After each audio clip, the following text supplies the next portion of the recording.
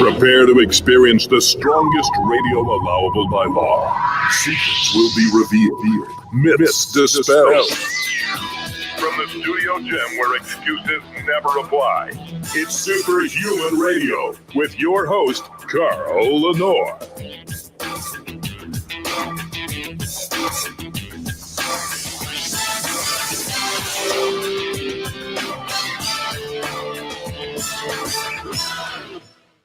Welcome back to another episode of Superhuman Radio. Today is October 28th, 2020. It's going to be a landmark show, I promise you. I have a great frustration about the detox industry. That's why I use this image today for the show. And that is, there's a sucker born every minute, which was a comment that was once made by P.T. Barnum. And when it comes to the detox industry, this is really, really true.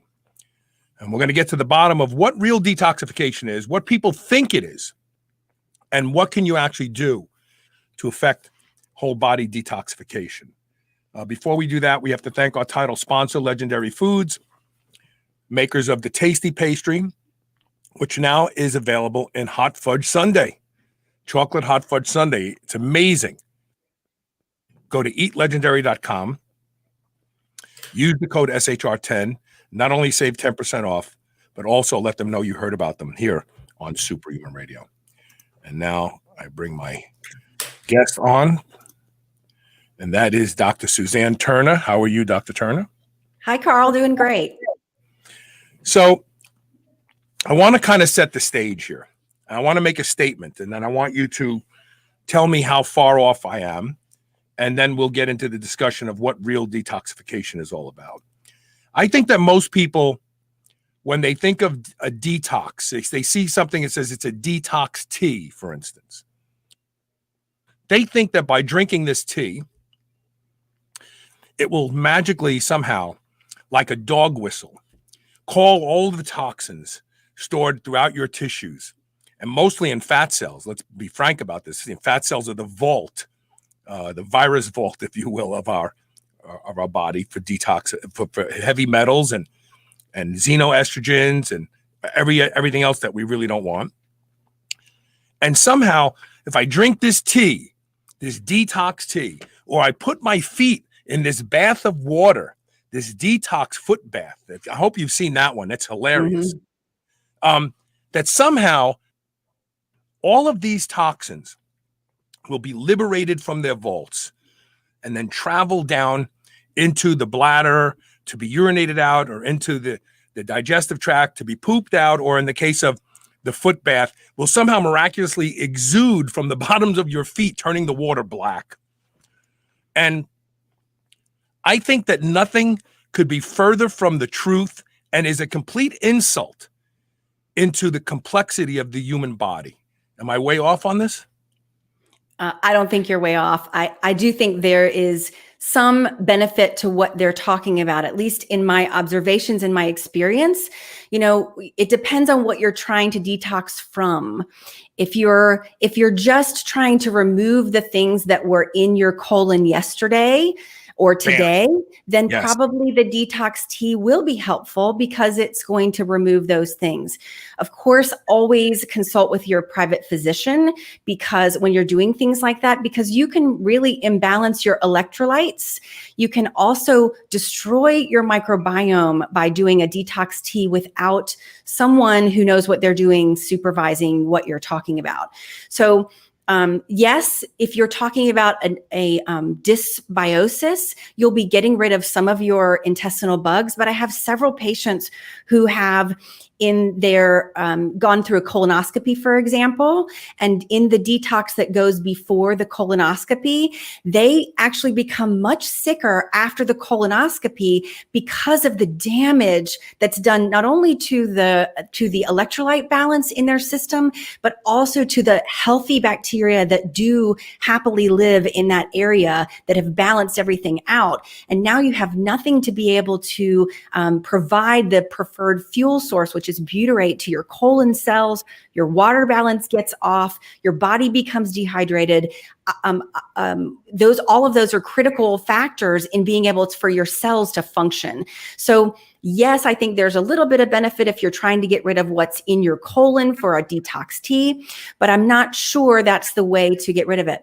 There also is some benefit in a magnesium Epsom salt, for example, bath. We know that a whole body Epsom salt bath on a very minor schedule or on a pretty aggressive schedule, but a very minor way, can help to pull out mercury. There is some evidence that an Epsom salt bath, but it will take you probably a year if your load is heavy. It'll take you a year of almost nightly 20-minute Epsom salt baths for you to see the needle move on that level of mercury in your blood. It is effective. I have had patients in my practice who've gotten rid of theirs on a very, very, very slowly with an Epsom salt bath, but it does take some fairly diligent activity on the patient's part, and it does require supervision by a physician to be sure you are not ruining your balance of electrolytes, your cellular health in general. So, but I have to say that I think most people who embark on any kind of detox program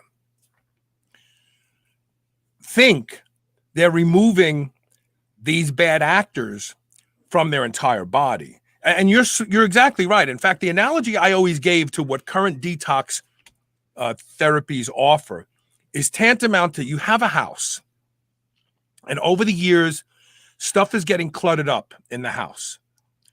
And so you go through the halls of your house and you clean the halls out, and you take some of the stuff that was in the hall and you put it in that room, and you put it in that room, and some of it you throw away. And now you have beautiful hallways in your house, unobstructed by anything. But the rooms are getting cluttered with stuff. And right. The rooms are what need to be cleaned out at the end of the day. And I think that most people think when they buy a detox product that they think somehow it's miraculously detoxifying tissue. Because you're right. Absolutely.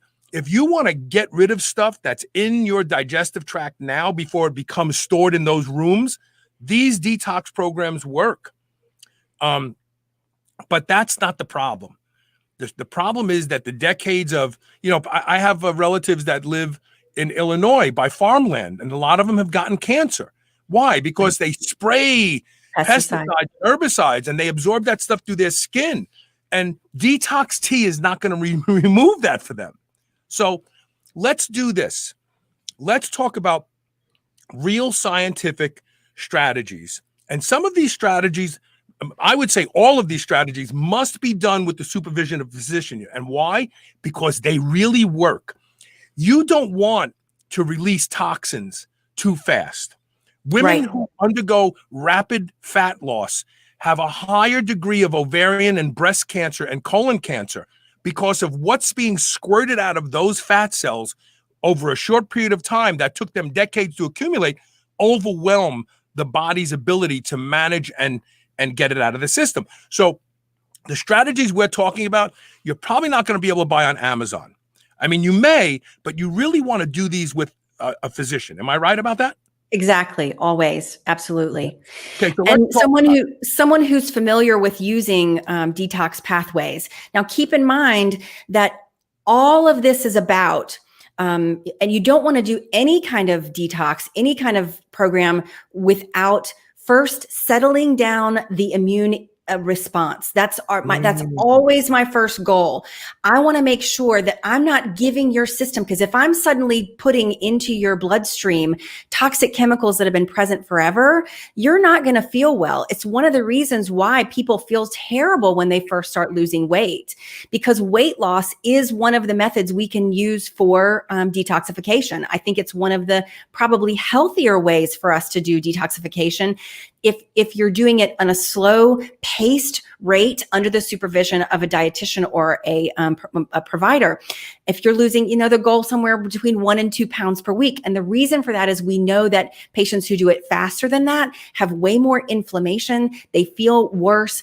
So almost all the time when I'm treating my own patients, I'm going to start by attacking their inflammation first. You've heard me talk about that before on a couple shows we've done, but I'm always going to address their inflammation first. I'm going to get their monocytes to stop being that henny penny and go down to being the janitor, so that if your cells are functioning optimally, they're burning fat, or they can flip back and forth between burning fat and burning sugar. And then those cells are going to naturally detoxify themselves. They go through a process called autophagy, which is where you, I'm sure you've talked about this on your show, where you take a minute, a break, take a rest for the cell, allow the cell to clean itself up, to take the trash out through the trash bags that we call the lysosomes.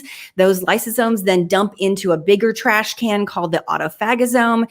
And that autophagosome then is cleared by the immune system. If that immune system is heightened in its response, in its phenotypic expression, it's very heightened, it's only going to continue to increase this auto amplification of inflammation by getting those toxins into the lysosomes and autophagosomes.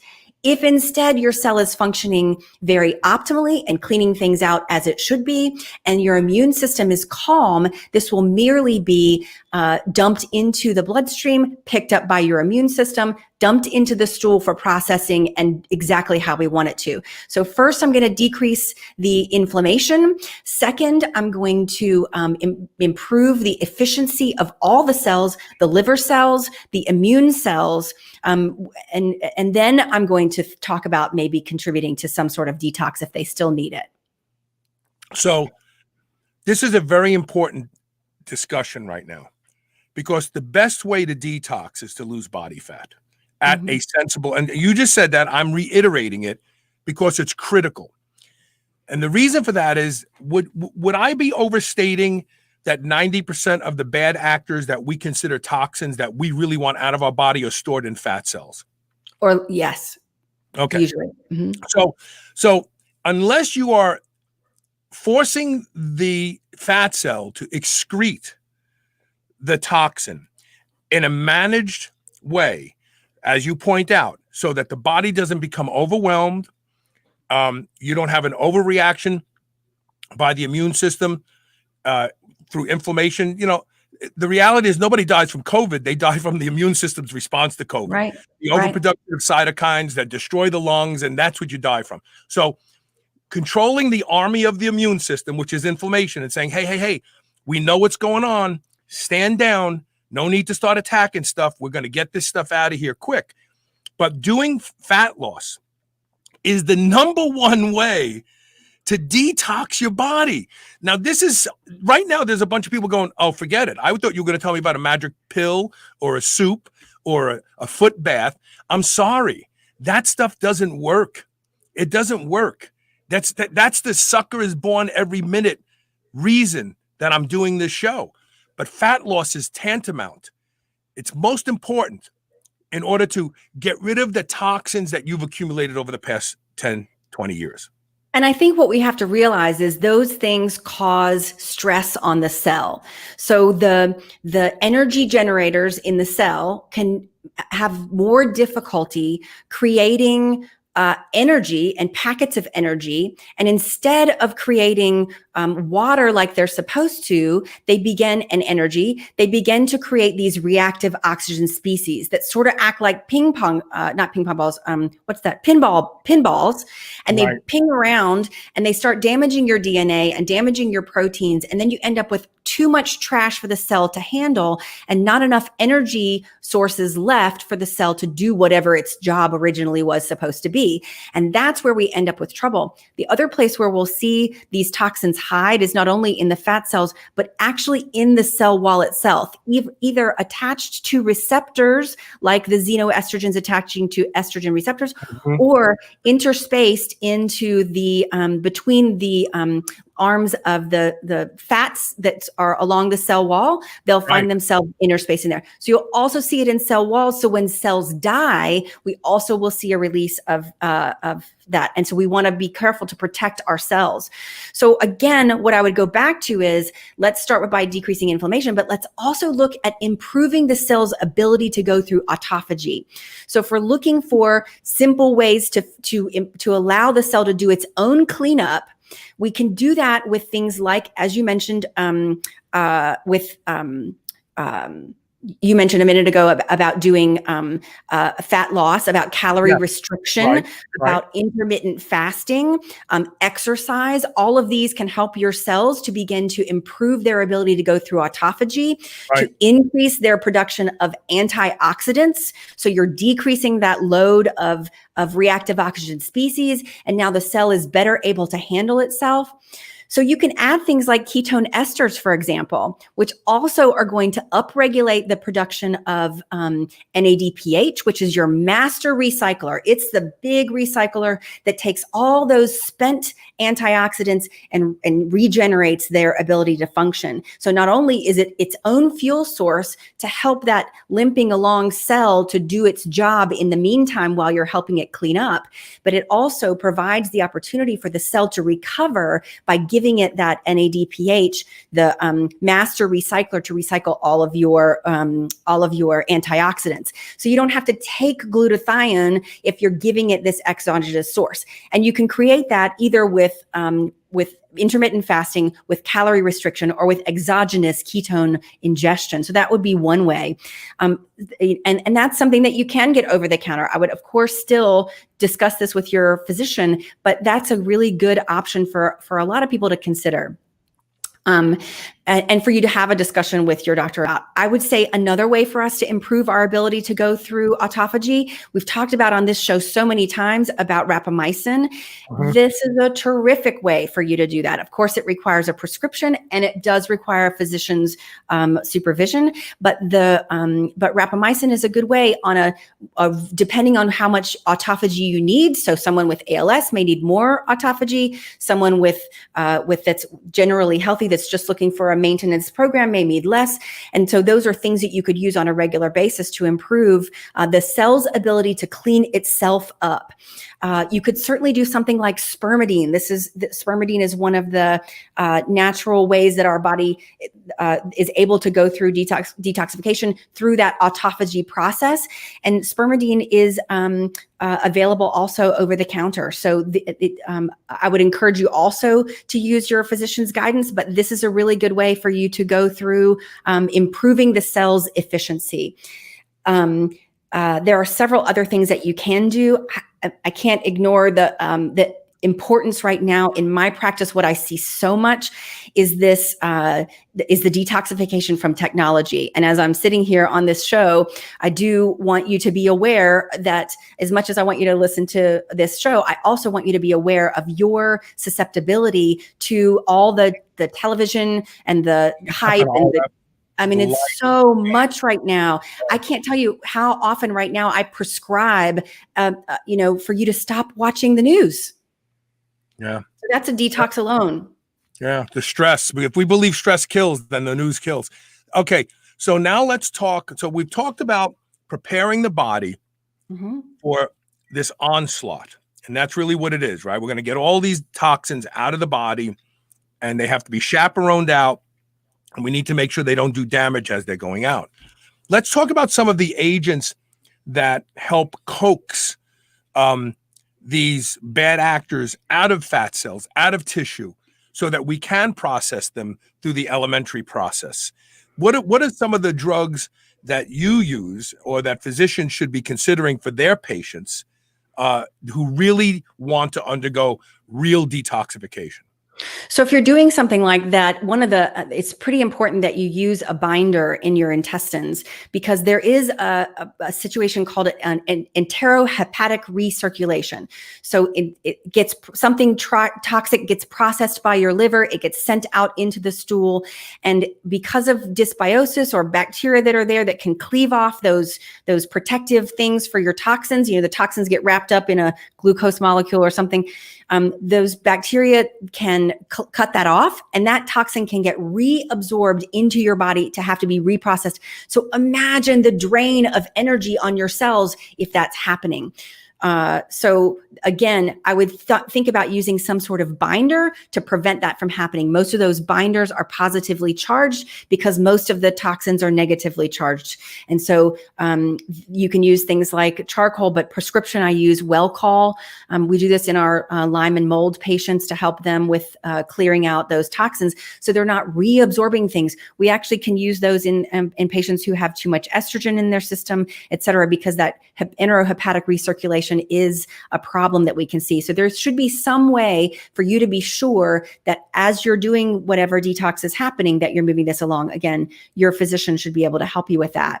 So would you take charcoal once a day? Would you take it after every meal? I actually used charcoal 10 years ago to figure out, how long it takes for something from the minute I eat it till the minute I poop it out, because everyone has a different digestive motility cycle, and I'm a 24-hour. If I eat something in the morning, I poop it out in the next morning. So I'm pretty. I know that because I use charcoal. But how would I use charcoal as a binder if I'm starting to embark on this detox process?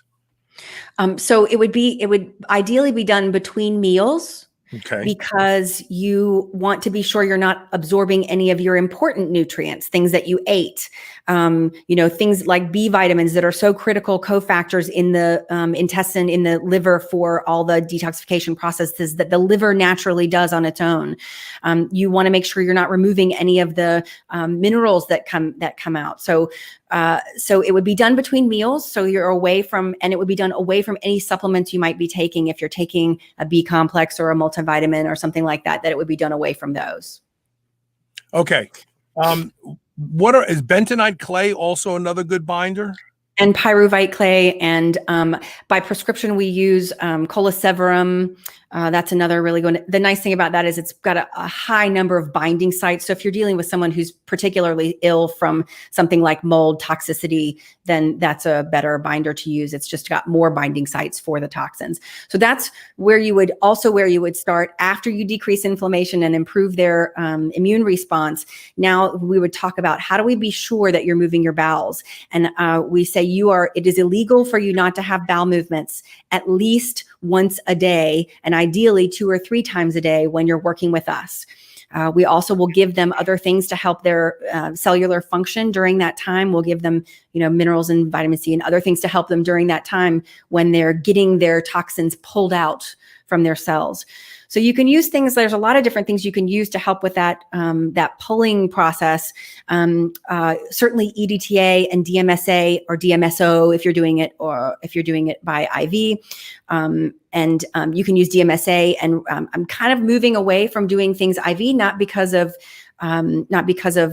safety or concerns particularly, mostly because most patients are able to get through it. If I fix all those other things, most people are able to get through it. So it's very rare anymore that I actually need to use IV EDTA and DMSO. But you can also use those in have them compounded in a rectal suppository or in an oral capsule, and those can be effective as well, especially if you're dealing with a more mild case. You can use those, or if you're just preventively. So, for example, if you're having your mercury fillings removed, you can use DMSA rectally in a couple of days a week, and that can be helpful for getting them to detoxify, to pull that mercury out. How important is that, by the way, getting the amalgam out of your mouth? If you're somebody who's hypersensitive to toxins and you realize, you've got these problems you can't figure out and you have a mouthful of amalgam, how important is it to get that out? I think it depends on what surface the amalgams are. So if they're on the biting surface, it's more critical than if they're on the side surface. And I think it depends on whether the patient is symptomatic from it. A very healthy patient, it's kind of like this COVID thing.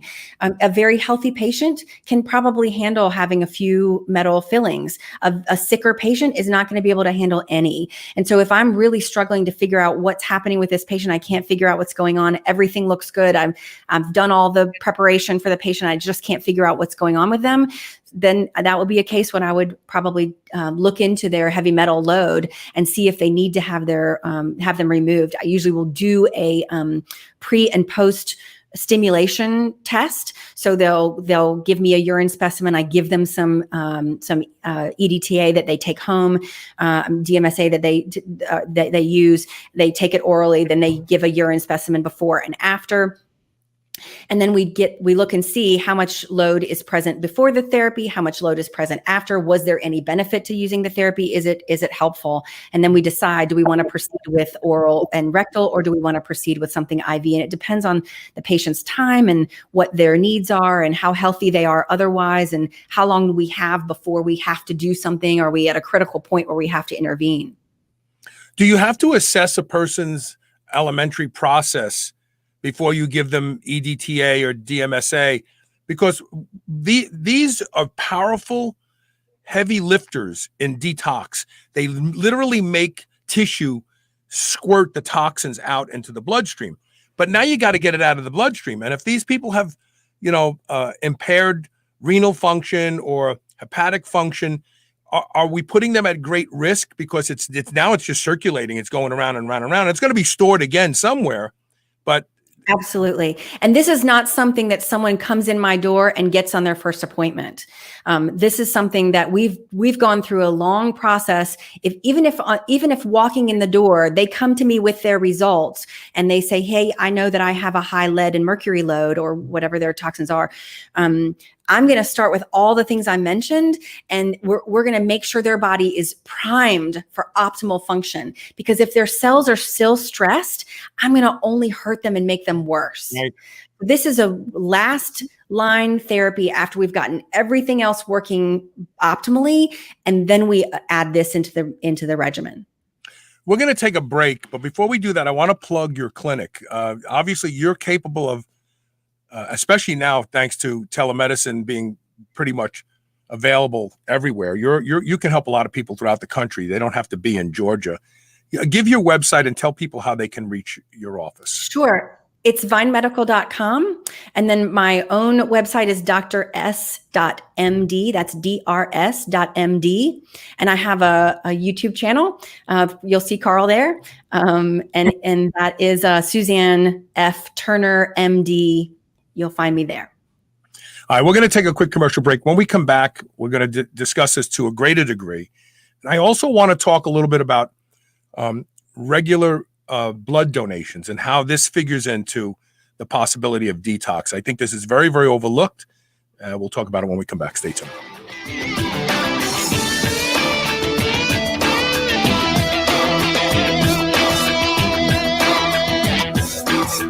Guys, you've heard about this revolutionary acoustic wave technology that improves your sexual performance. It's been used in Europe for 20 years and has a 90% success rate of reversing symptoms of ED. Even if you're not suffering from ED, it can take you back to peak sexual performance of your younger days. The Phoenix uses powerful sound waves to clear plaque blockage and substantially increase blood flow. It's easy to use, has no side effects, and can be done in the privacy of your own home. Doctors have been charging thousands of dollars for these treatments. Go to shrnetwork.biz/Phoenix and use the code SHR for a special superhuman deal. Regain your sexual prowess today. If there is one mineral you should be worried about not getting enough of, it's magnesium. Magnesium is the body's master mineral, powering over 300 critical reactions, including detoxification, fat metabolism, energy, and even digestion is influenced by the presence of magnesium. That's why I'm so excited to tell you about a new magnesium product I've been taking now called Magnesium Breakthrough. It's the ultimate magnesium supplement, easily the best I've ever seen or experienced. With all 7 forms of magnesium, I was able to arrange an amazing deal for my audience, and I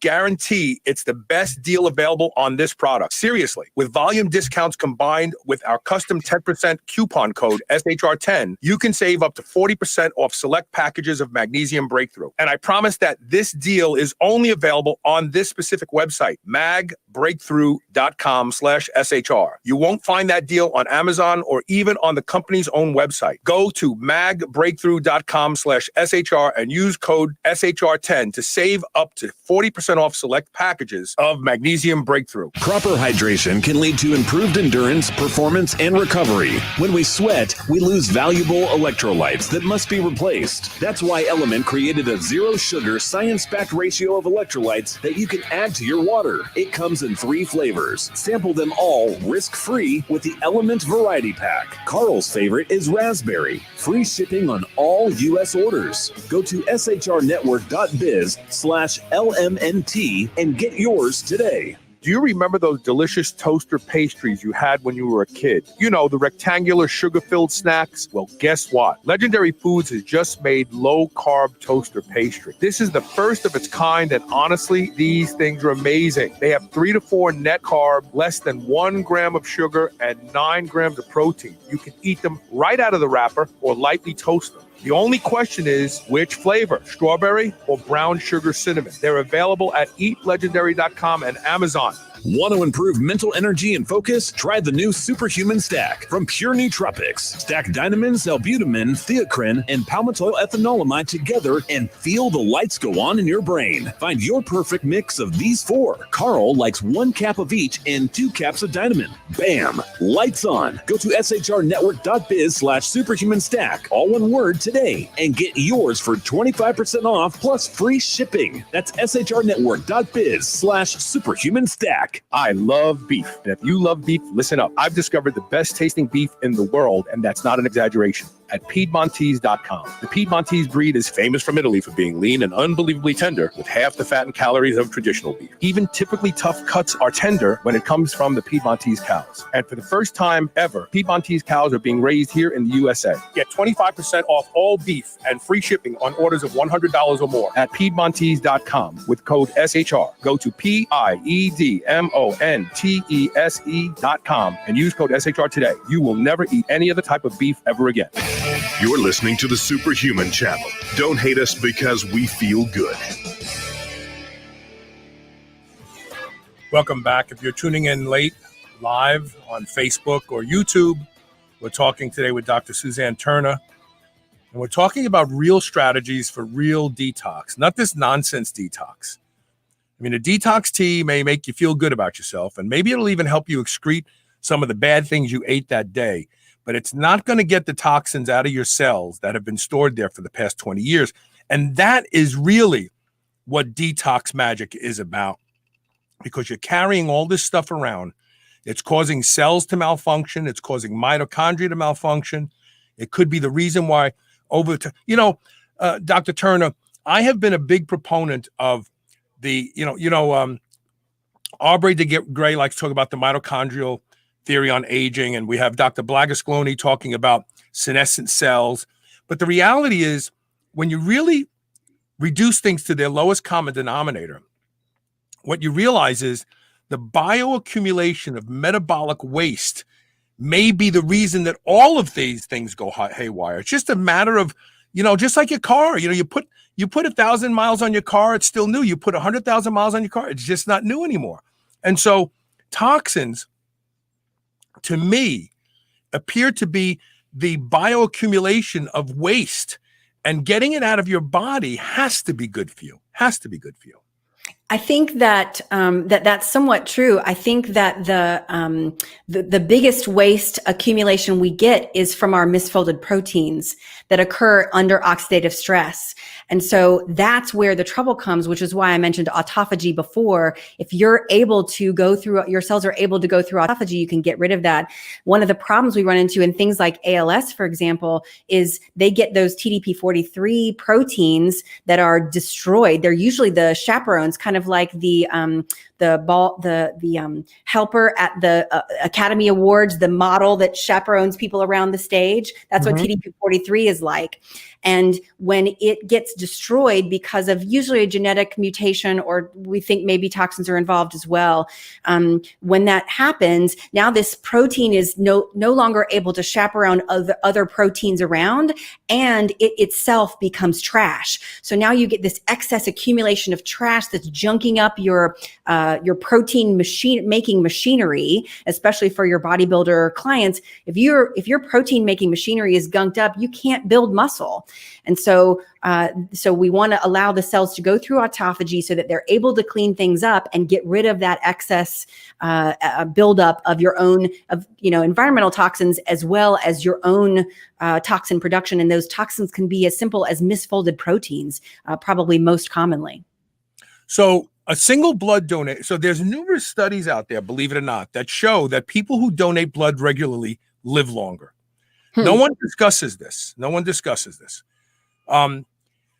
When you give blood, your body not only has to make new red blood cells, new plasma, but also stem cells from bone marrow are produced and find their way into the bloodstream. We hear about stem cell therapy. People forget that stem cells are in your body so your body can repair itself. This idea of taking them out and then shooting them back in you, like if everything is running right with your body does this on its own. And donating a pint of blood releases a large amount of mesenchymal stem cells from bone marrow that can be anything at all. They can fix anything at all. And you can donate blood every 2 months. I haven't been donating enough, but we know that. So let's talk about iron for a second. Iron is basically an accumulated metal, and your body really doesn't have a way to get rid of it or keep it from getting too high. And I'm not going to get into evolution and all that sort of stuff at this point in time, but the reality is that you may have iron in your body from a hamburger you ate when you were a child, because the body stores it, just stores it. And it keeps storing it, and it keeps storing it until you are in an overload fashion. The only way to really effectively get rid of iron, other than become a marathon runner and try to run yourself into an anemic state, is is bloodletting, is to give a pint of blood every so often. In fact, when I suffered from iron overload, I had a prescription to give blood every week for 3 weeks. People are like, "What? Aren't you going to die?" No, your body makes more blood. This whole idea that your body can make blood fast, but they want to err on the side of caution. So if bloodletting gets rid of iron, what else could it be getting rid of that's traveling around in our bloodstream before it gets stored into tissue? What do you think about this? Sure. I think that we do have a way to get rid of it. And this is, I've just actually learned about this through all of the talk about coronavirus and how patients are having all these problems post-COVID. Specifically your body uses a sort of sensor called hepcidin. So you do get rid of your iron in your system based on what your system needs. If everything's functioning properly and you don't have a condition called hemochromatosis, you will actually be able to get rid of your own iron. There are a couple things we can do in addition to bloodletting that are helpful. Pentosan polysulfate, which you're familiar with. Pentosan Very polysulfate. popular right now. Very popular. Mm-hmm. It can affect your body's ability to produce hepcidin, which will help with that iron overload situation. And so that it would be something that you could use in that situation if you are looking for. It's one of the things that we're using in viral infections to help patients not have the intense cytokine storm that can occur and the iron problems that can occur.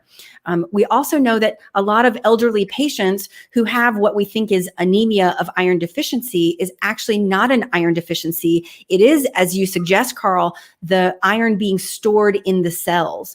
And so we should be able to get rid of iron based on what we need, as long as we have our detox pathways working properly and cellular health is working optimally. As those systems begin to decline with age, we have more difficulty. And especially if there's a lot of inflammation going on in the cell, that hepcidin is going to prevent that ferroportin from working. And now you're going to have the iron stored inside the cell rather than released. And you're going to continue to, or prevent you from being able to absorb from your diet. So giving more iron can actually make things worse if you're not careful. Right. So what do you think about regular bloodletting as a method of helping to detox? You think it's overplayed? It's not necessary? I think it's an option. I think it's an option for sure. I don't know that I haven't read that study that you're talking about, so I couldn't comment, but I think it's an option. Yeah, the study that I'm talking about, they gave no reason why. It was just more of an epidemiological study of about 60,000 people. It was from Australia. And they followed these people for 20 or 30 years. And the ones who were regular blood donors seemed to live longer. How often was the regular? They were donating at least twice a year, the ones that were regular. Yeah, and that's a lot. You know, you can donate 4 times a year, but that takes a big commitment. But the more they donated, the longer they lived. So they did it in a stratification. And then there's another study that looks at women, menopause, and birth control. So the women who were premenopausal had the lowest iron loads, and that makes sense because they're menstruating. And the women who were postmenopausal had the highest iron loads. And then they correlated certain illnesses to these two groups. And then they said, well, there's a third group.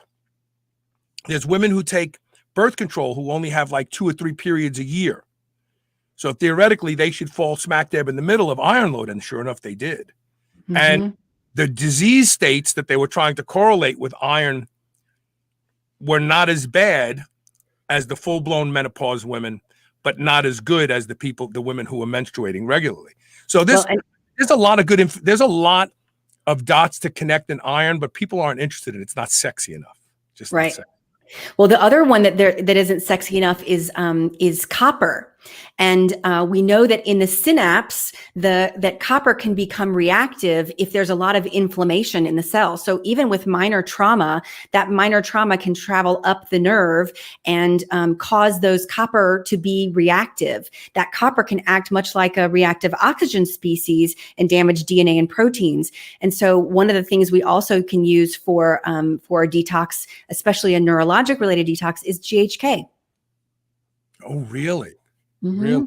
Yeah. Mm-hmm. Yeah, I took that for a while, but then I stopped. I may start back on it soon. You know, I go in and out with things. I don't run everything for long periods of time. But I think God gave us 40 days for a reason. Yeah. So, okay. So summarizing this whole detox discussion, real detox exists, but it exists with your physician's cooperation.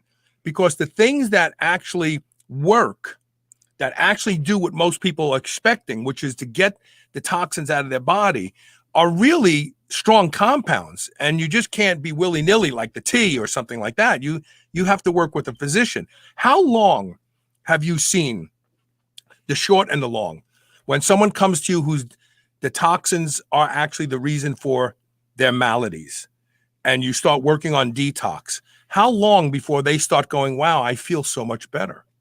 It mostly depends on how well I prep them and how healthy they were before they were exposed. But I would say anywhere from 3 months to 2 or 3 years, depending on how well we prep them ahead of time and how closely they're following the regimen. You know, these are, especially if you're doing IV, it's very difficult to get patients to be super compliant. I think in the TACT trial, which is the big study using EDTA, I think the dropout rate was something like 15% because it's such a commitment on these patients' part to get that treatment done. It's one of the reasons I've moved to doing it orally or rectally if I use it at all.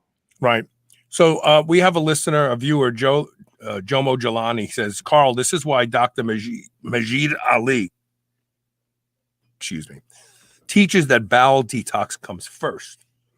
That sounds accurate. Then liver, and then the blood can be cleaned safely. You're right. So this is what you're suggesting. Mm-hmm. Yeah. It's very interesting. Let's take a quick commercial break. We'll be right back with more. Stay tuned.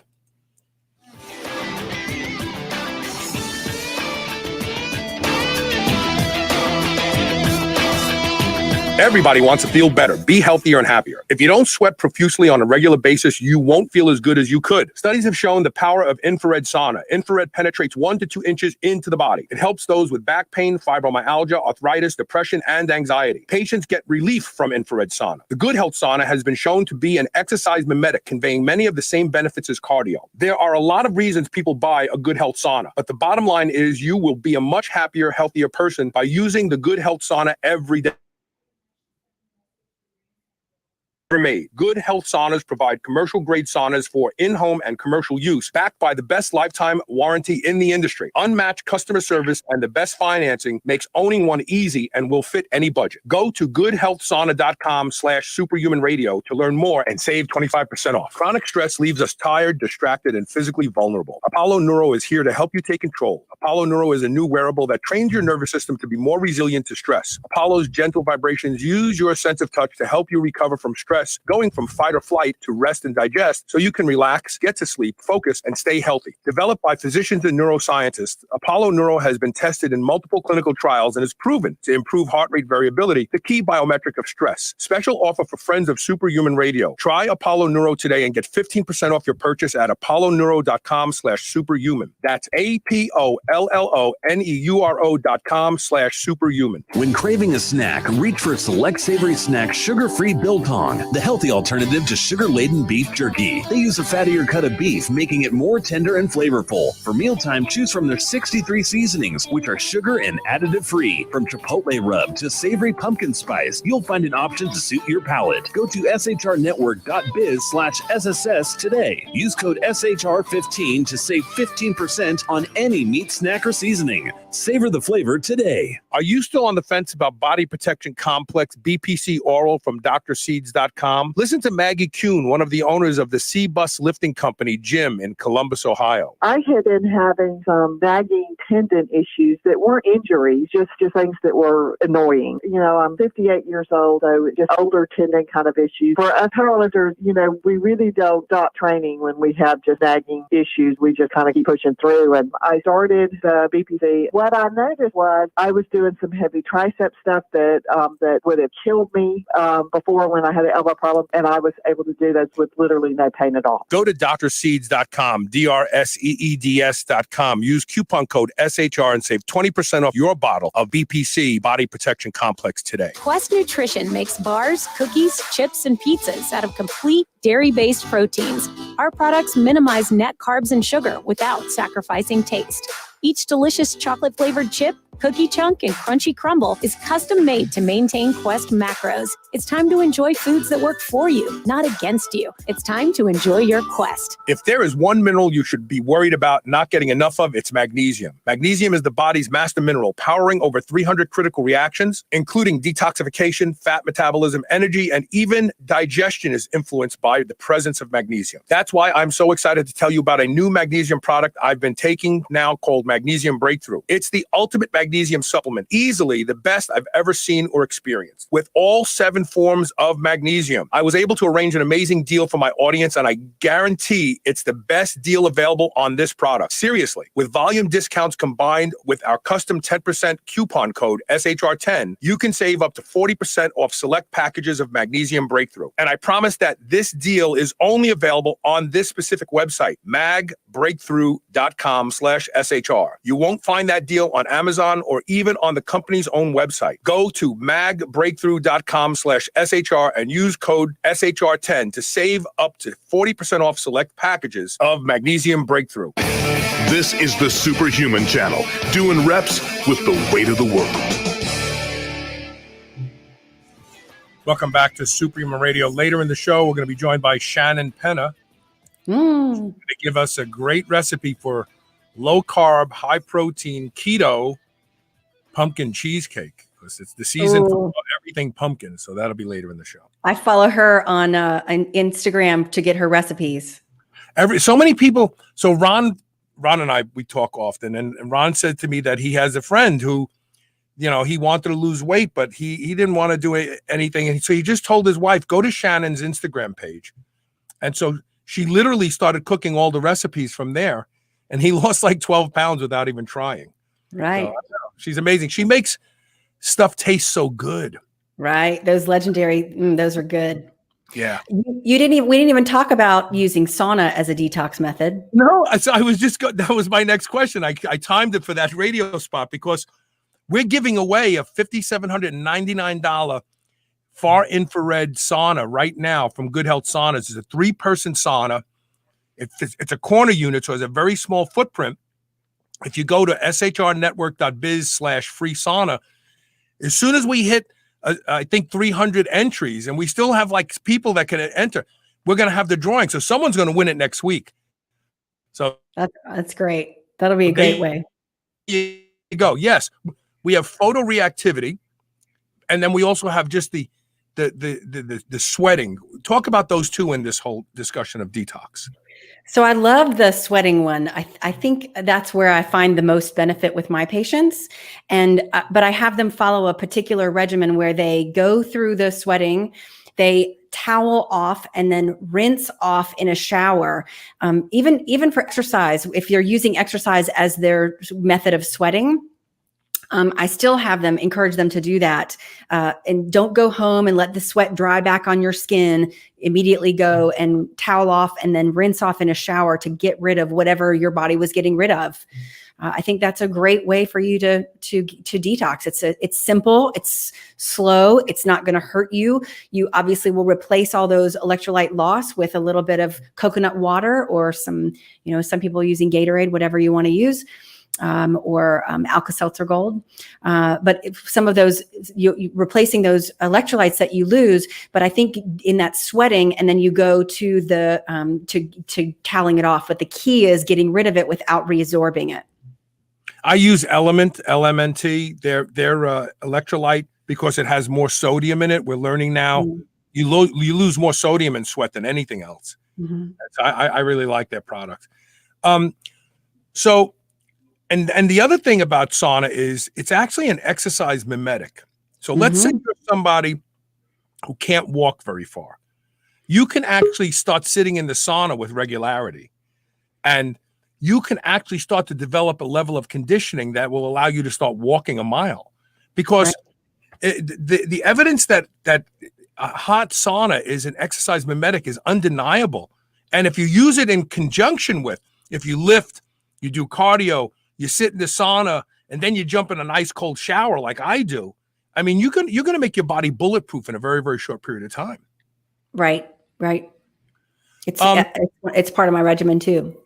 What about the photoreactivity? We're learning more and more how important the sun is, and that's juxtaposed against the backdrop of physicians and such telling us sun, causes skin cancer, stay out of the sun, wear SPF 90, stay covered up. And we have people literally sun starved today. I wonder if sun has any role in detox, since it can reach the tissue we're talking about. Sunlight penetrates a good 2 or 3 inches in. It's got to be activating something in those fat cells. That you think it affects anything, autophagy, anything? Absolutely. So it's interesting that you mentioned that. I think what it really does is stimulates those clock genes, which begin the cellular turn on of NAD plus production. So that big load of NAD plus that you get in the morning when you're exposed to sunlight, I think then you have the energy to power all the things that the cell needs to do. So again, going back to strengthening the cell's ability to do its own job, the body will handle the load of toxins that you provide it. So getting up in the morning, getting sunlight, we know that's beneficial in a lot of our patients. My patients with dementia, one of the therapies that we give them is first thing in the morning, turn all the lights on, open all the windows, get some sunlight into their face first thing in the morning. And then in the evening, when it's time to go to bed, turn all the lights down when the lights are outside. So get your circadian clock fixed. And then you're going to find that your cells function optimally. Waking up in the middle of the night to eat, that's a problem. Not sleeping well, we have to address sleep. If we're not addressing sleep, then nothing else is going to work. So I wouldn't even begin thinking about doing something like these detoxes we mentioned without having my patients sleeping well, pooping well, eating healthy foods, putting healthy things into their system. We also didn't mention about doing a noise detox. And I have a few patients who really benefit from this, even having them wear Bose or whatever noise canceling headphones for 5 minutes twice a day. So my patients who are so anxious that they can't sleep, or that they can't function during the day, they can't meditate, I'll have them just put those noise canceling headphones on. You'd be amazed how calming just 5 minutes twice a day with a noise detox can be for patients. Yeah, it makes a big difference. Again, let's give your website and how people can reach you if they want to really do serious, legitimate detox and not the BS detox teas and all that sort of stuff. And then I have one more point I want to make. Sure. It's at Dr. S is my Instagram, at Dr. S Turner. My website is drs.md, and my business website is Vine, as in grapevinemedical.com. Okay. So we have just come out of the dark ages of the low-fat diet. I have a book at home from the late 1800s called Fortunes and Formulas. When you encounter poison, the thing that they told people to do is drink heavy cream, eat egg yolks, because fat, as we know, attracts toxins and has the ability to carry it out of the system, protected in that little vault of the fat molecule. How much has 3 or 4 decades of low fat contributed to the amount of toxins people are carrying around that normally would have been carried out with each meal, but now it just went into tissue? Right, the normal number of toxins that are being carried out, but also the number of toxins a patient can handle. So if you have depleted your system of the ability to store or protect you from that toxin, then you're not going to be able to store or protect you. You know, if your diet doesn't include enough fat, if you're on one of those low fat diets, then yeah, you don't have enough of the your reserve, your margin for handling a toxic load is lower. So you do agree that this low fat phenomenon may have contributed to a great deal more toxification of people through the foods? I think so, and especially seeing our dementia patients coming up. Yeah, and so that's good, because when we take our break and we come back with Shannan and Ron Penna, we can rename her keto, high protein, low carb pumpkin cheesecake to the detox cheesecake, and people will exactly. Shannan, I'm going to make you more money. We're going to call it the detox cheesecake, and all these people buying detox teas and all that other stuff are going to jump on it. Listen, I want to thank you so much for being here, Dr. Turner. We're going to have you back very soon. I have another show I want to do with you. Okay. My pleasure. Good to see you. Okay. Good seeing you too. We're going to take one quick commercial break, and when we come back, we're going to be joined by Shannan and Ron Penna, and we're going to talk about your favorite season dessert, and that is pumpkin in a low carb cheesecake. All right, stay tuned. We'll be right back.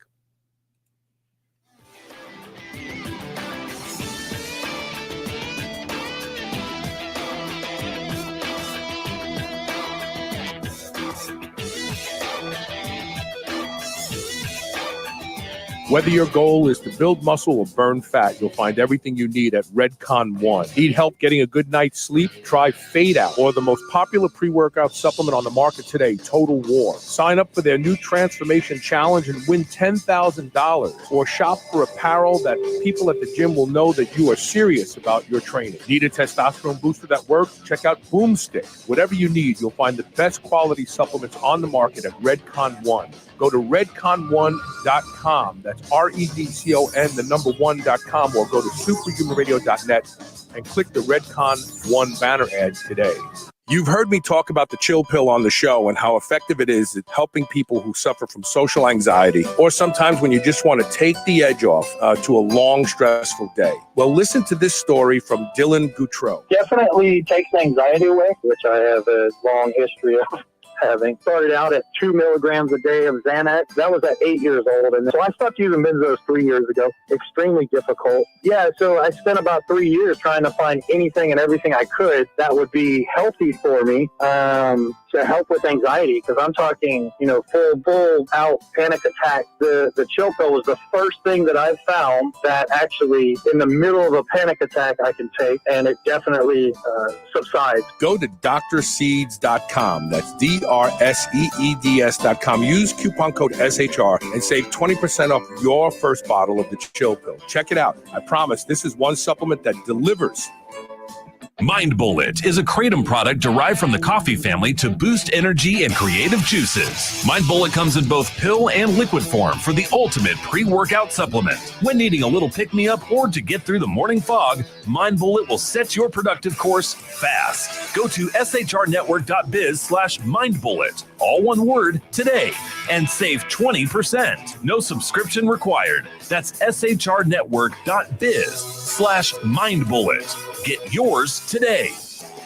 New Mass Pro Synthogen X2 just upped its own legendary game. To distance itself even further from the rest of the pack, Synthogen X2 now has double the key active ingredients. If you've ever wondered what steroid-like recovery feels like, Synthogen X2 delivers. See why others compare it favorably to powerful bodybuilding drugs at synthogen.com. Mass Pro Synthogen. When you train with it, you'll gain with it. Everybody wants to feel better, be healthier and happier. If you don't sweat profusely on a regular basis, you won't feel as good as you could. Studies have shown the power of infrared sauna. Infrared penetrates 1 to 2 inches into the body. It helps those with back pain, fibromyalgia, arthritis, depression, and anxiety. Patients get relief from infrared sauna. The Good Health Sauna has been shown to be an exercise mimetic, conveying many of the same benefits as cardio. There are a lot of reasons people buy a Good Health Sauna, but the bottom line is you will be a much happier, healthier person by using the Good Health Sauna every day. You'll crave it, you'll love it, and it will be the best purchase you have ever made. Good Health Saunas provide commercial-grade saunas for in-home and commercial use.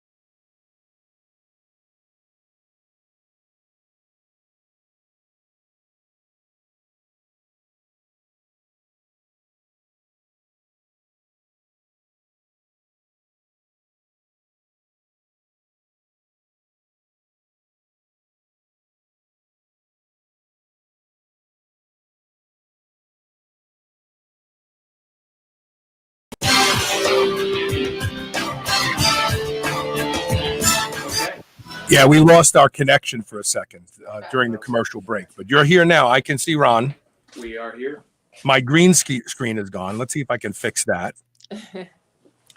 Yeah, this. I think it's time to buy some new equipment for the studio. To be honest with you, it seems to be causing me more and more problems the past couple of weeks, especially. But the show must go on, as they say. That's right. How are you two guys doing? Very well. Thanks for being here. It is the holiday season, which means that everybody wants desserts that won't destroy them, or take them out of their low carb lane, and there is no one that does what Shannan does. In fact, Dr. Suzanne Turner, when she heard you were coming on, she said, "Oh, I follow her on Instagram. I make all her recipes." That's so cute. Thank you. Yeah. And I told the story that Ron told me. Ron told me a story about a friend of his who, was wanting to lose weight, and his wife, and he told his wife, just go to Shannon's Instagram and start making those recipes. And he lost weight, and he didn't even realize that he was eating healthy, right? That's funny. I love it. That's a true story. So pumpkin is all the rage right now. Everywhere you go. See if I can fix my green screen while we're talking. And obviously it usually comes along with lots of sugar. But you have found ways to fix that, right? So we're gonna have this recipe on the website, so people don't have to worry about writing things down right this second. But the reality is that there are ways to make pumpkin cheesecake that are low carb, right?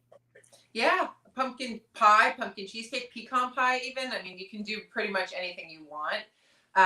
This is the other thing. You can Google any recipe you want. You can type into Google pumpkin cheesecake or pumpkin pie, or low carb or keto, and you're going to find a ton of different recipes. And you have to find the one that kind of, maybe you have all those ingredients. Some people get really complicated and crazy. Some are really simple. So you just have to find the ones that kind of work for you, that fit like your macros. Whether you're just more low carb, you can always turn it into more of a high protein cheesecake. You play with it. So just give the rundown of what's in this pumpkin cheesecake so people can understand. And again, if you go to superhumanradio.net, we'll have the entire recipe right there to talk about. Yeah, so pretty simple. Canned pumpkin. You want to make sure that you get the canned pumpkin puree that is unsweetened. So there's a typical pumpkin pie. The cans look the same, and I've even bought the wrong one by mistake. You go in there and you grab it. The one that is sweetened is full of carbs and sugar. So you want to make sure you buy the unsweetened pumpkin pie puree.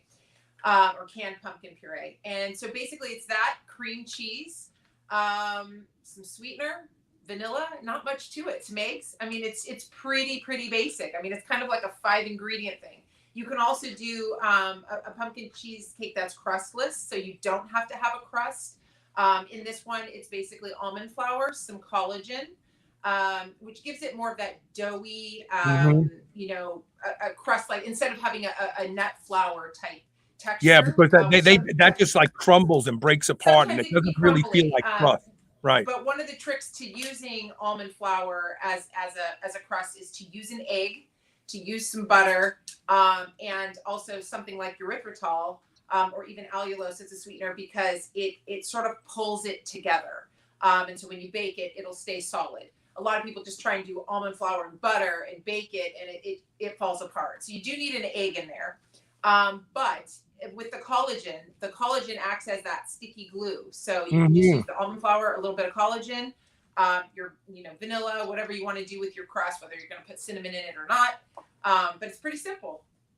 And so can you use collagen instead to replace the gluten? Because the gluten is what makes bread products doughy and stretchy. Yeah. You can for certain textures, for sure. You're not going to get the rise per se out of it. That you can use some protein powder if you want to get a little rise. You can also, in the crust, you could use whey protein instead of the collagen. If someone didn't have it or didn't want to use collagen for whatever reason, you can use approximately, I think it's about a scoop of protein powder in there, and that'll help give it that sort of doughy texture. So it's not crumbly, and it'll stay when you cut it. It'll be a solid piece. Now, Ron, you've always positioned a lot of the recipes that it's not just people who are destined to eat low carb or keto, so they're going to tough it out and they're going to eat something that doesn't really taste as authentic to the one they're replacing. But how do you rate this pumpkin cheesecake? I think cheesecakes in general are one of the few that you can pass the test, even with people that don't eat that way and are not really focused on nutrition. Some of the other things that you can make, there's still kind of a protein texture or something, but these cheesecake, what recipe she's talking about here, it's actually a perfect one because it's higher fat, your protein's a little lower, so you can fake people out. Grandma can come by, and it's kind of a fun thing because one of the quotes that we tend to hear a lot is, why would I eat the real thing? And when you get someone who really does not watch their nutrition to say that's interesting. And that's kind of, I think, Shannon's bar. She's always trying to get the normal person approval. to say, or kids. Oh my, kids, if you can get a kid to eat it. And cheesecakes are, I would say, in the realm of it's because of that texture, the fattiness. Anytime you get to use enough fat, you can kind of hide the lack of carbs or the lack of sugar, I would say. Right. So I mean, yeah, any cheesecake, regardless of how you flavor it, whether it's a basic cheesecake, a vanilla cheesecake, a pumpkin cheesecake, they're going to be really passable for the real thing. So we have someone on YouTube, A_G, saying, "Are these the Quest people?" Yes, Shannan invented Yes, the we Quest are. bar. Shannan invented the Quest bar, became a bar in Shannon's kitchen. It was only after Ron was bringing them to work, and all the geeks that were working in the internet security industry were like, "Wow, these things are great." And they didn't even know they were good for them. They were like, "These are great. Can you bring more?" That they realized that they had something here. Kind of like the bar you're talking about. That's really an example of that bar where people who don't care about their nutrition go, "Can we eat more of these?" Right. Yeah, that really is the ultimate prey. It's people that aren't too focused on the nutrition, because when you can fool them, then you have something pretty interesting then. So you also make another cheesecake called a Basque cake. Yes, the Basque Is cheesecake. that actually from Spain, or is that why? So, it's funny. It's a recipe. So this started a couple months ago. My sister-in-law moved here, and her kids were home, obviously with COVID. Everyone's home from college. And they started baking up a storm, and they made this Basque cheesecake. And I thought, what is that? So I had to Google it and look at a Basque cheesecake. Basically, it has to do with the top. The rest of it is the basic cheesecake, but you get this top that caramelizes and browns a lot more. It has to be more of a desired taste and texture thing too, because it feels like a bit of a skin on top. Yeah. But it does have this buttery caramely taste that's quite good. So I did do one of those, and that is on my page. So yeah, it's just a baking method. So I was gonna say, so what do? You just finish the cheesecake and turn the broiler on for a few minutes and just brown everything? It's a longer bake. It's a longer bake, and you let it brown, and then it sort of the ingredients are also slightly different. I believe, if I'm not mistaken, there's more egg in it, and so it will sort of sink in the middle a little bit. Yes. And then it just keeps browning and caramelizing on top. So it's just a different method. But I thought I have to give this a try. I make cheesecakes all the time. I've never made a Basque cheesecake. So because as a kid, all the cheesecakes. I'm sorry, Ron. Go ahead. Well, one thing that's kind of interesting about that is good or bad, depending how you look at it. When we ate it, we had the real thing. We tried it. We're like, actually, this is a pretty. Yeah, because my sister-in-law makes the real. They make the real stuff. They don't do low carb. Her kids made it, and Shannon said, "I think I can make this, and I think it can be better." And she made it, and we ate it, and we thought it was better. I like mine better. I find the real version too eggy. It's got too much of an eggy taste, which I don't mind. But when it comes to cheesecake, I want a certain taste and texture. I found theirs more eggy. So, but then we took it over there, and their kids preferred the real one. So I remember thinking, like, it's interesting. Have my taste buds changed because I've been doing this so long? Yeah. And But it's also if you're someone who likes flan or something, like, you might like that eggier taste. Like, I like egg custard. I love flan. I kept waiting for you guys to come out with flan. Like they got to make a flan. It's one I haven't done, but I've done panna cotta. Panna cotta is really easy to make, keto or low carb, so that's a fun one. But it was really funny when they were like, "No, we like the other one better." I think it was just they liked that eggier taste and texture. It was a little jigglier. So it's just preference, When I was a kid growing up in Brooklyn, when I was a kid growing up in Brooklyn, I had a Cuban family on one side of me, and I had a Puerto Rican family on the other side of me, and they both made flan, but the Cuban flan I liked better because it had that egg custard taste. Right. The Puerto Rican flan, they were making it from the box, from the Goya box. And it just didn't, it had that gelatin kind of texture to it, where the Cuban flan was almost like custardy when you dug into it. It wasn't like gel, it was like a creamy custard. And I fell in love with flan when I was a kid. I'm always trying to find good flan, so. I grew up eating it because my parents are Brazilian, and I hated it. And I was like, can't we have like American desserts, Yeah. Pop Tarts and stuff like that. And, Do you like it now? Do you like it now, Ron? Yeah, I can eat it now. I don't really. It's not. Yeah, it's not something either of us go for. Like, as if it's at a restaurant, like that's not the thing we're gonna order. Yeah. But yeah, I mean, everyone's different that way with what they love for desserts. There's a Cuban restaurant here in Louisville called Mojito, and they have two different flans that they serve. They have a goat cheese flan, which is really thick and custard. Yeah, I've made goat cheese cheesecake before. I love that. I think that's the best. But anyway, enough about flan. So since this is you guys are with Legendary Foods, you started Legendary Foods now, and you just made a big announcement. So we've been waiting for a new tasty pastry, and we have it. It's a chocolate fudge hot fudge sundae, right? That's right. Yeah, it just came out last week, and it has more protein. Our box right here. I want one. So it has more. It has 15 grams of protein instead of the other ones had what, 11 or 9? Yeah, 9. Yeah. So it's about 40% calories from protein on this one. Yeah, and it's just bigger, better, badder. As you make these things hundreds and thousands of times, you get better, and it's just a better, stable formula, closer to a real Pop-Tart, and you just don't have the carbs, the sugar, or the flour. So I don't think the audience or really the world knows the truth about the culmination of the tasty pastry, because while Shannan is the culinary genius, she wasn't really high on a Pop-Tart type pastry. This was really your genius, right, Ron? You were like, no, this is going to work. It's all Ron. He tried to get me to make them. He's like, I want to make a Pop-Tart. Like make it clean. And I thought, I don't like Pop-Tarts. It just wasn't. It wasn't something I grew up with, so I had no interest in making one at all.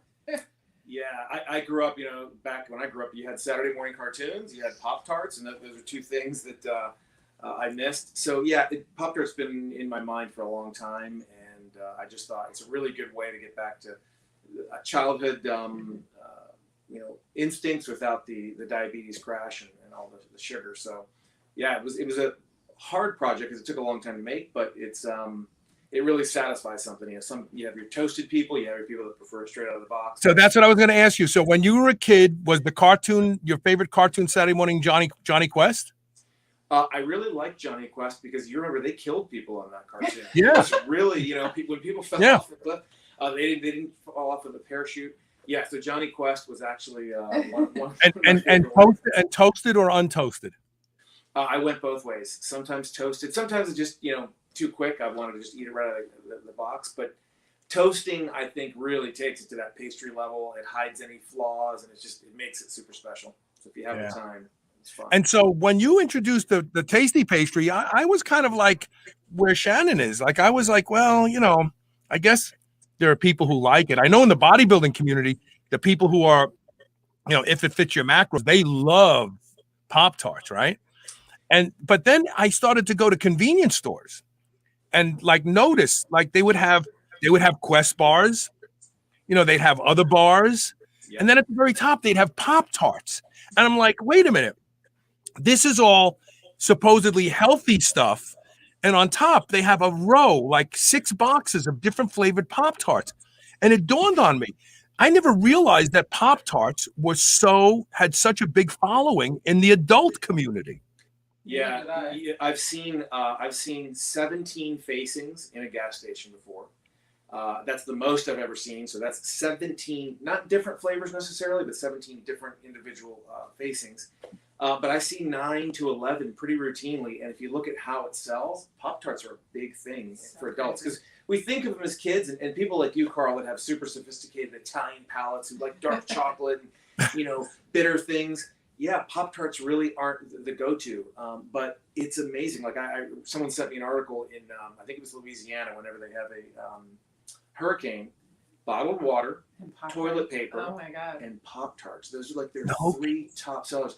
And strawberry Pop-Tart is the number one, and then you've got s'mores and sugar, blueberry and hot fudge on down. But it is, the world is stratified. There's people that just grew up with Pop-Tarts and people that didn't. And I've seen even in the UK, which Pop-Tarts are not a big thing, Pop-Tarts have that sort of mind share where people, it just harkens back to their childhood. And some people, Shannan didn't grow up with them either. You didn't grow up with them, but some people, it's just this incredible, like, wow. And it's the first product that we've ever gotten kids. I just got a video today. Ben Greenfield sent me a Right. video of his kids going to town with it. And these are kids that grew up in a household with super great diets. Yeah. And that really is, kind of the best thing I can say is that we're always trying to get kids to do it at Quest. That was really tough. There really weren't too many Quest fans that were, under 10. But with this one, if you go to the Legendary Foods Instagram page, you'll see lots of kids eating them, which is, from the R&D standpoint, Anthony, the guy who works so hard on it, Chris, we've been trying to capture kids into our clutches for years, and they're just too smart. And this one, Well, and the parents that this mitigates any guilt. Like if you buy your kids Pop-Tart, you're a horrible parent. If you buy your kids Tasty Pastry, you're a wonderful parent. And that's really. Yeah. I mean, I'm telling you. Did you happen to listen to the interview I did with Ben Greenfield of Fathers and Sons? I did, yes. What an interesting take on the whole. I've never met anybody that was so pragmatic about every single thing from the minute he gets up and starts breathing to the minute he goes to sleep. Yeah.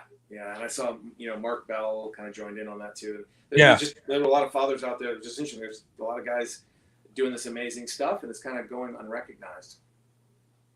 And it's interesting because there's lots of ways to raise good children. There's not just one way. And that's what you realize. It's people that are kind of more laid back. We just did an interview with the guy from Kabuki Strength, Chris Duffin. Mm-hmm. I mean, he has an amazing experience as a child himself. Like he grew up in the woods because his parents were like anti-establishment, anti-social, and he lived around cutthroat people, and they had no running water. And then you hear this guy, and you see that he has all of these values as a parent. That, like, where do you get that stuff when you grow up in the woods? It's really fascinating. I learn more about people than I do about their parenting skills by doing these interviews. I think it's very, very fascinating. And there's a lot of parents that use their parents as sort of a reverse way to look at the world. They had a terrible situation, and they said, that's not going to happen to me. And I don't know of any other area where it seems to be so powerful, where people are actually striving to be the opposite of what they grew up in. And many people did it very successfully. You go to their house, you're like, oh, this is an amazing family. And then you hear their personal story, and you're like, wow, I would never have connected the two if I didn't know. Right.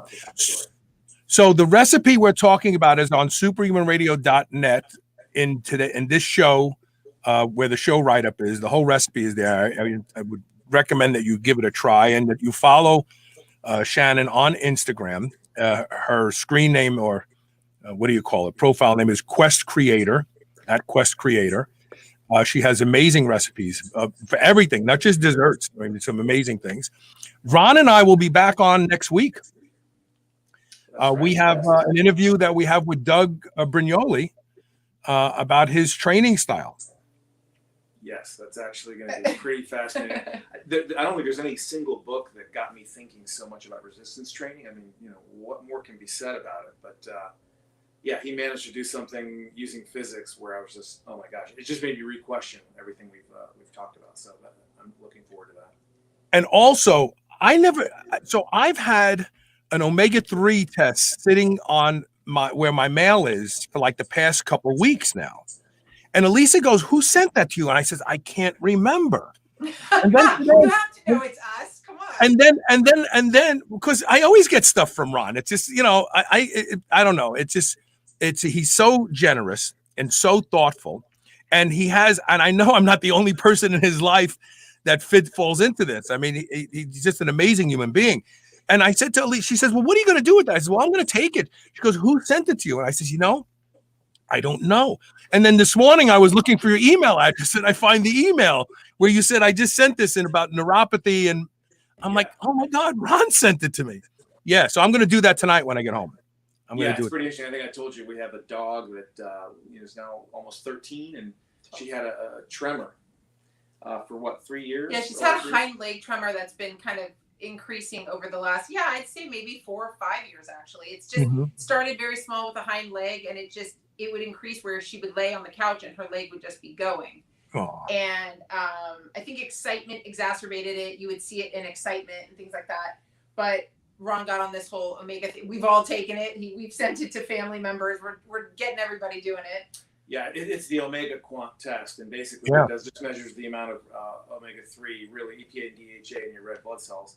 But after we got her results, so we sent it in, got her results, and they were pretty poor. You'll see the red, yellow, green where you should be. Right. And we did both of our dogs, our older ones, and really poor in the red. Started this whole thing. How many months? 3 months? 4 months? Something like that. Two to 3 months or so of consistent daily intake of omega 3s, mainly like the higher DHA.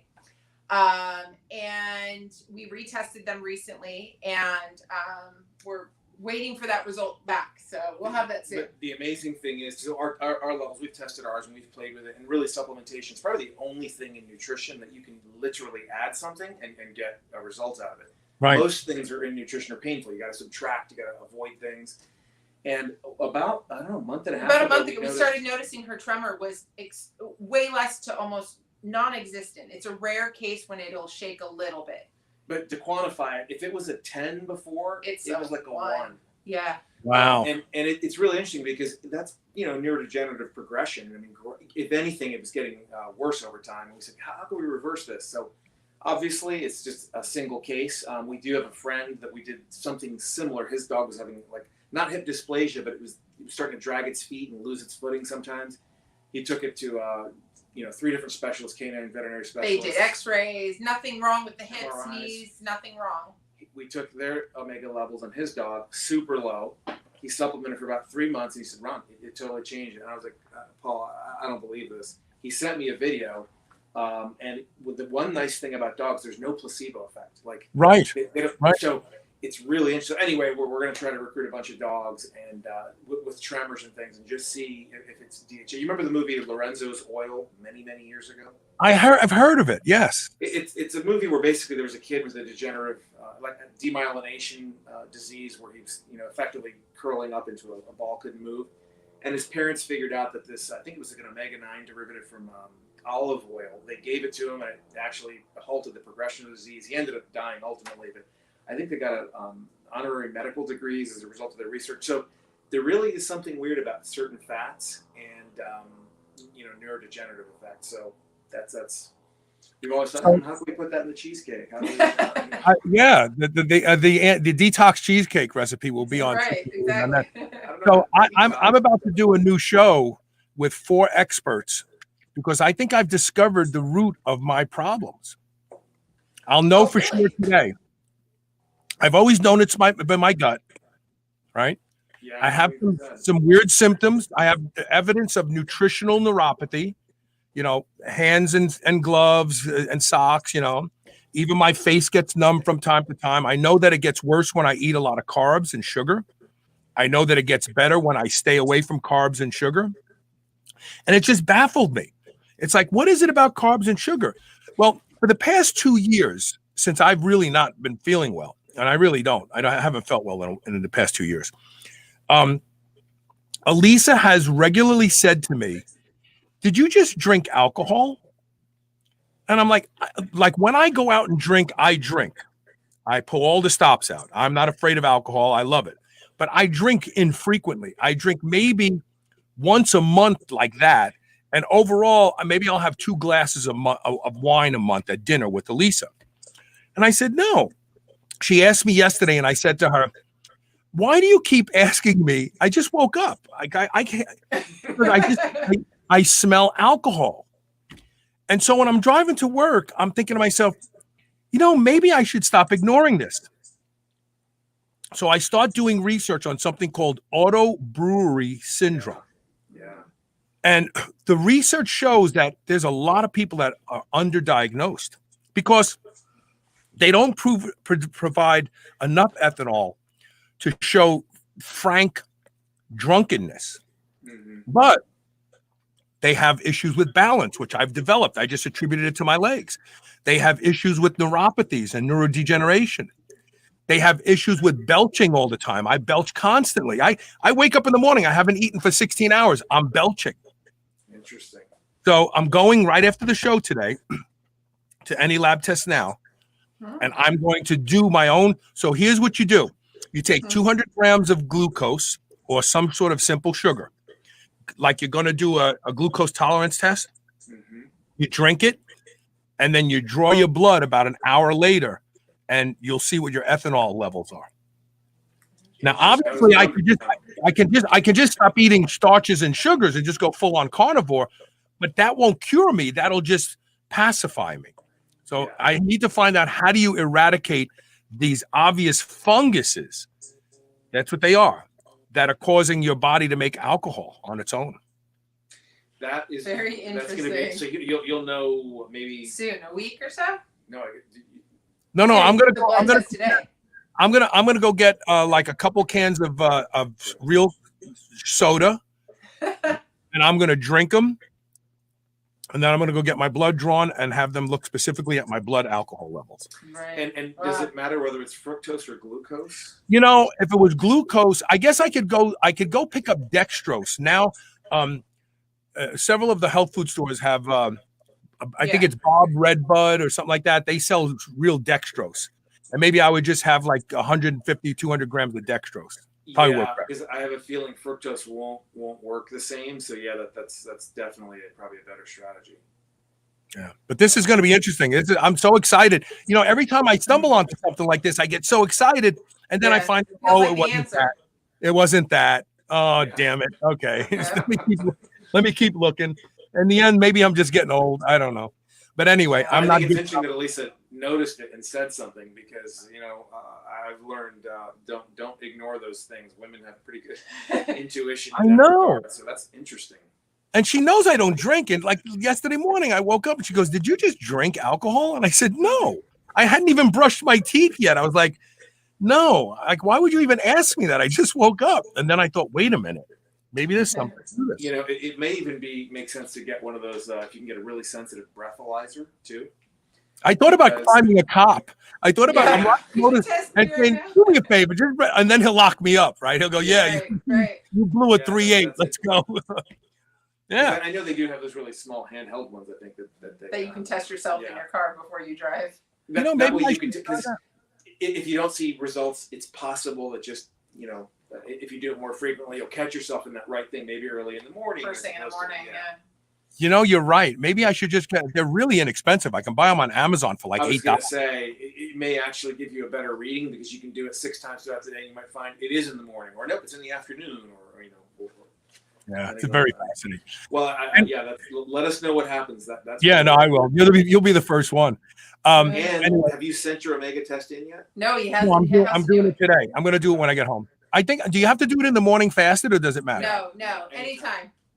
Okay, because I take. You put it on the thing, send it in, and boom, in a week and a half, you'll get results. I mean, yesterday I had a pound of salmon for lunch, and I take on top of that about 6 grams of high DHA omega capsules. Okay. So it's going to be interesting. You're not. It'll be interesting to see what your numbers say then, because if you take that much and you've been doing it for a while, it'll show for that. So Anyway, getting back to the subject at hand, if you want the best low carb, high protein keto pumpkin cheesecake recipe, go to superhumanradio.net. And this show today, which is 2612. Wow. Or go to I know, right?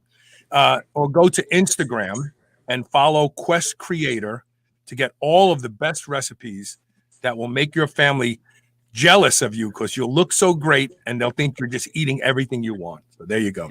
Thank you for being here today, you two. Absolutely. Anytime. Bye. Sorry for the mishap. All right. Talk to you later. And that's it for today. Bye. That's it for today. We have great shows the rest of the week. Don't forget, Friday, we're going to talk about the single most anabolic peptide in the world. No one is going to talk about this but me here on Superhuman Radio. If you are a bodybuilder, you're going to want to listen up, because you can get all the muscle gains of Trenbolone without any of the negative effects of Trenbolone. All right, we'll see you tomorrow with more Superhuman Radio. Please share the shows. Thank you very much.